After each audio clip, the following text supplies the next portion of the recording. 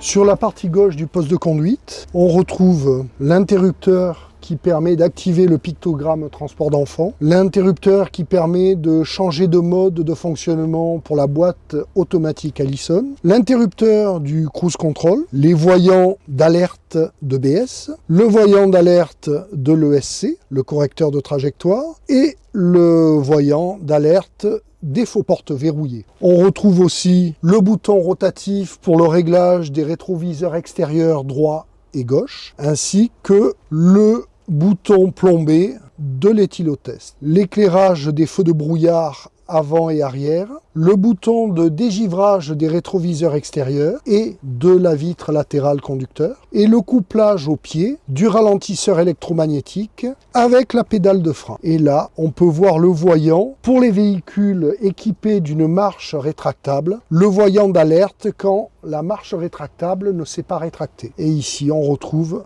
le levier de commande du frein de parc pour le stationnement du véhicule. Ici, on retrouve une prise allume-cigare. Vous retrouvez le bouton rotatif d'éclairage, veilleuse, feu de route.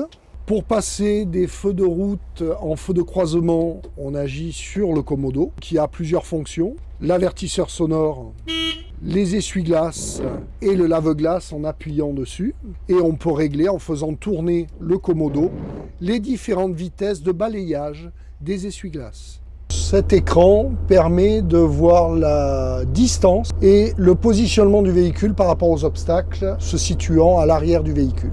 Au tableau de bord, on retrouve les tours moteurs, la vitesse commerciale du véhicule, le niveau de carburant, de gasoil, et ici vous avez la température du liquide de refroidissement moteur, le niveau d'AdBlue qui ne doit pas descendre en dessous de 3 barrettes. Il faut impérativement compléter le niveau d'AdBlue, le totalisateur kilométrique du trajet, le totalisateur kilométrique général. Vous retrouvez sur ces deux barres graphes les pressions d'air sur le circuit avant et sur le circuit arrière. Sur la partie droite de la colonne de direction, vous avez un deuxième commodo qui est la commande du ralentisseur électromagnétique, mais aussi sur les versions tourisme, le régulateur de vitesse qui peut être activé par ce bouton, et la vitesse réglée peut évoluer en faisant tourner le commodo. Ensuite, vous retrouvez deux prises USB. Ici, vous avez le poste de radio, le chronotachygraphe, l'afficheur des vitesses engagées sur la boîte automatique. Ensuite, on retrouve sur la console centrale les voyants d'alerte moteur qui signifient au conducteur que la régénération du filtre à particules est en train de se faire ou pas. Ici, on a le voyant de température. Ici, le voyant de défaut de régénération du filtre à particules en partie haute. Et quand ces voyants sont allumés et que l'on a le voyant moteur allumé, c'est que la régénération du filtre à particules n'a pas pu se faire en automatique et qu'il faut que le conducteur prenne la main pour lancer la régénération lui-même. Dans ce cas, il faut, dans les 3 heures suivant l'allumage permanent de ces différents voyants, que le véhicule soit garé, le frein de parc mis, et il faut appuyer sur ce bouton qui lance la régénération forcée du véhicule. Le cycle de régénération durera de 30 à 45 minutes.